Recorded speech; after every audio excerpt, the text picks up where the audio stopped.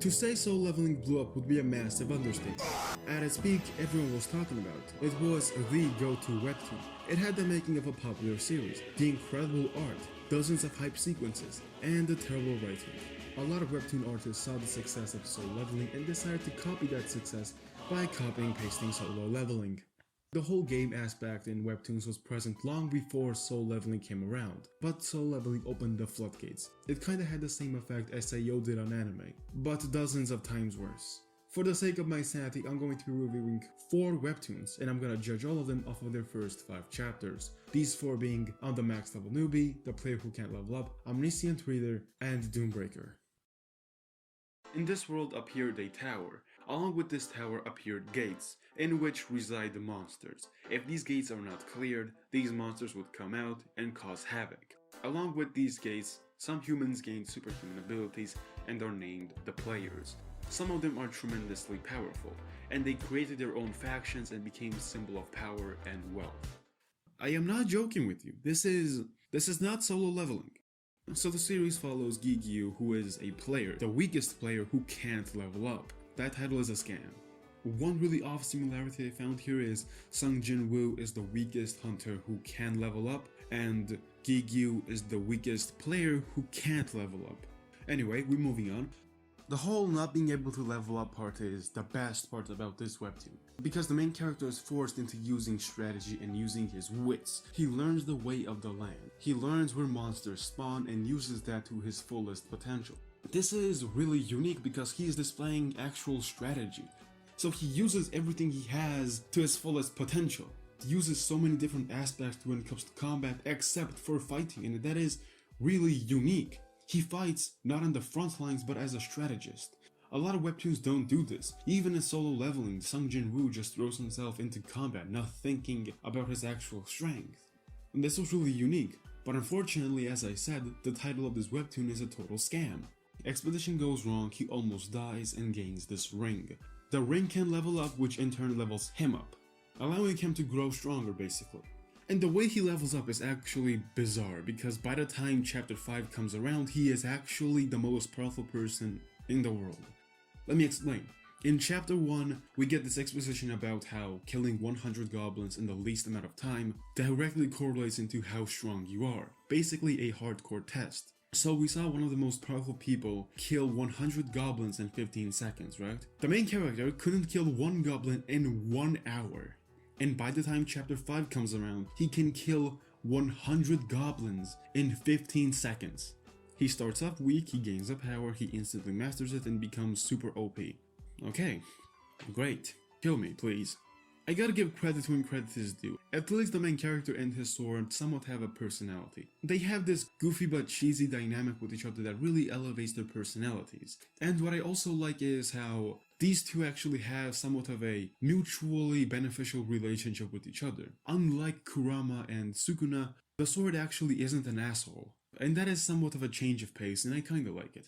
5 out of 10. If you want something that is really similar to solo leveling, maybe read this. Next up, Omniscient Reader. Oh boy.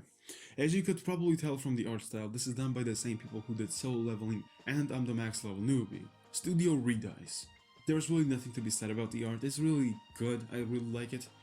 The story follows the main character Dokja. He is on a train and he is reading this webtoon. As the final episode comes to a close, that webtoon turns into reality. And now our main character, being armed with what's gonna happen next, tries to traverse this story by using that knowledge. Humans have to survive and go through trials from this gremlin. Basically, he is a Twitch streamer who is streaming to gods. And these gods can sponsor these characters and give them perks. So that is basically the premise of the story. Now then, the characters. They are terrible. They are so bad. One personality trait that gets assigned to all of them gets hammered in over and over again, nothing actually changes. I've actually read well past chapter 5 when this webtoon first came out, and I can say full-heartedly, absolutely nothing happens except for Dokja becomes more of an asshole. And that's it when it comes to character development. So at the start, the main character is very weak, but he gains this power and instantly becomes more powerful than any other character around him at the time. Then the actual main character comes along, beats his ass, and after that, Dokja gains another power up. Similar to solo leveling, I guess. But unlike Solo Leveling, this is actually a drag to read. There is so much dialogue. The pacing in this webtoon is terrible. If in Solo Leveling you had maybe 2 lines of dialogue for a full page spread, and here you have a whole light novel page worth of dialogue in just one panel. And this happens over and over again with useless information. It dumps exposition every 5 pages and it's so bad. Most of this exposition isn't even exposition, it's just the main character explaining to you why he took a literal step on a concrete floor. He has this internal monologue over and over again about how he feels about doing something, why he did this, how could he do this, all of that over and over again. It's so fucking boring. It really drags the pacing down, which in turn allows the actual hype moments within the series to be nullified because there's such a drag, nothing actually happens. And when we do get actual exposition, it's actually very entertaining. We learn about these gods that are watching these humans, these almost omnipotent beings. Tremendously powerful. And it is really exciting, it really puts foundation for later parts of the story. But when you put that next to Dokja complaining and telling you how he feels every 5 pages, it's really draining. There is nothing wrong with putting exposition, but completely disregarding visual storytelling and explaining every small element of a main character over and over again is stupid. Just stupid. What this boils down to is the pacing is terrible. I'm giving this series a 6 out of 10. The premise is nice, the art is nice, but the actual writing is just terrible. This is my 5th time trying to review this webtoon in the hopes of not being as critical as I was before and come off less elitist. But genuinely, I cannot think of anything this webtoon does correctly. Every single aspect of this webtoon is just bad. From its character writing to its world building to its natural progression of the story, everything is just bad. So let's start from the beginning. One day a streamer was playing this really difficult game also known as Dark Souls. He was the best player within this game, but slowly he transitioned out of these games into mukbangs. But sometime later this game turned into reality and now humanity has a limited amount of time to clear all of these dungeons. If they fail, well, humanity is doomed. So that's the premise. Now let's get to every single aspect this webtoon does terribly. A reality-changing event just went down where everything we knew prior is rendered obsolete. And everyone is really calm. I mean, like, sure, maybe you don't know what's going on, but no one is panicking? And on top of that, few moments later, there are more people actually on board with this change and like taking full advantage of it and really liking it than there are actual people questioning it and panicking about it. By this move, you are rendering the threat of this world change into nothing. Because if the characters within this world are not concerned about what's going on, how could the readers be? How are we supposed to relate to their threat where not even the characters fear it? And the biggest culprit here is the main character. He just goes from a regular everyday guy into an overconfident asshole in just few moments, without even gaining anything. Before it was established that this guy just not living a healthy life, drinking, eating junk food, all of that.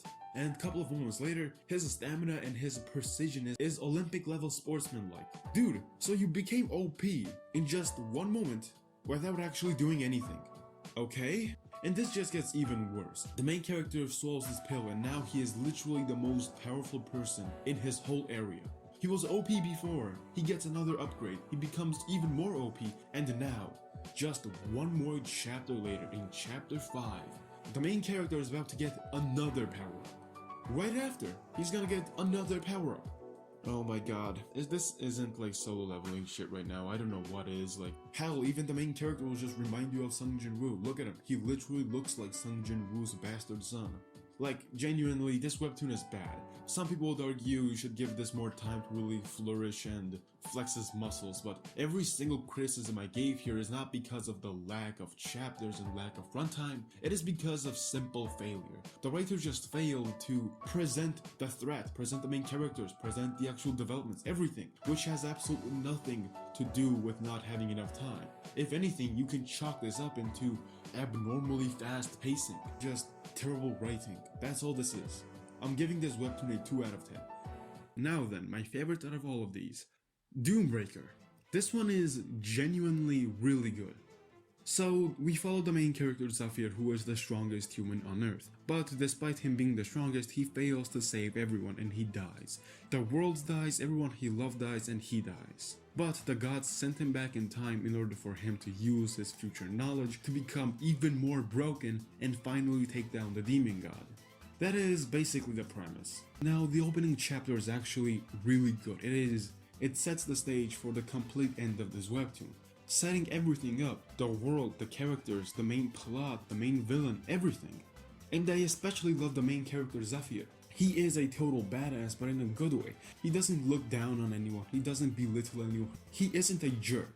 He really stands behind his morals and what he set out to do.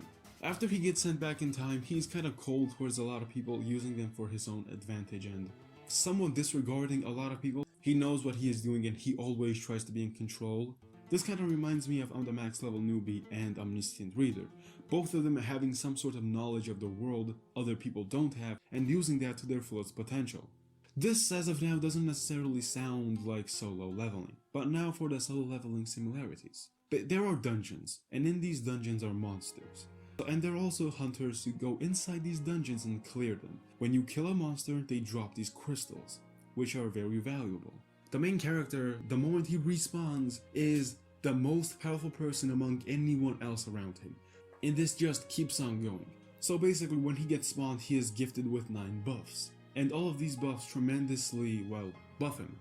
One buff, he is already more powerful than any other person around him. Second buff, he can take down monsters that quite literally obliterated villages on their own. Yeah, the power ceiling really skyrockets here. Solo leveling style. He also had the same inventory power as Sung Jin Woo, which is another similarity. But unlike other series on this list, this one actually has a lot of individuality and personality when it comes to his art. It is completely different. It is done with his bold line work, gritty shading and really rough art style. It is fantastic. Whenever the artist wants to change its art style to fit the moment, he just snaps his fingers and lets it happen, making these panels really stand out and be very dynamic. The art style is just phenomenal, I like it. So I'd give this one a 7 out of 10. If you want solo leveling which is actually medieval, go right ahead, read this one.